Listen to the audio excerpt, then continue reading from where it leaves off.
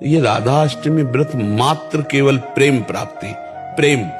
इसमें खास बात यह है कि प्रातःकालीन बेला में तो कुछ न लेना चाहिए, क्योंकि महारानी जी प्रकट होते हैं और प्रकट होने के बाद महारानी जी का अभिषेक होने के बाद उनका चरणामृत लेने के बाद फिर कोई और नियम धारण करने की जरूरत नहीं। जो प्यारी जी का भोग लगे चक्क पाओ। जैसे श्री कृष्ण जी का प्रादुर्भाव हो गया तो हम उत्सव मनाते हैं ना, 12 बजे के बाद फिर पंजीरी है, चरणामृत है सब। तो हमारी प्यारी जी का प्रादुर्भाव प्रातःकालीन बेला पर हुआ, 4 बजे जब। तो लाडली जी जब प्रकट हो गई तो अब तो उत्सव मनाना है ना।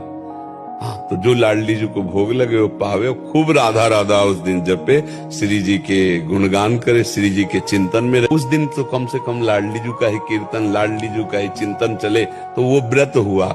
अब जैसे नाना प्रकार की फलाहार की सामग्री बनाकर और उसको पाना, उसे व्रत नहीं कहते। जैसे एकादशी व्रत है ना, उसमें 24 घंटे ऐसे रहना चाहिए। एक बार जल और थोड़ा सा कुछ ले ले फल, नहीं तो जल से काम चला ले, मर थोड़ी जाएगा एक दिन में। तो ऐसे भगवत आराधना के व्रत किए जाते हैं जब भगवान प्रकट होते हैं, चाहे कृष्ण जन्माष्टमी हो चाहे राधाष्टमी हो। पर जब भोग लग जाए फिर उसमें ये ना देखे कि क्या भोग लगा है, ये प्रसाद पावे, को कीर्तन करे, को गुणगान करे। ये राधा अष्टमी व्रत मात्र केवल प्रेम प्राप्ति, प्रेम।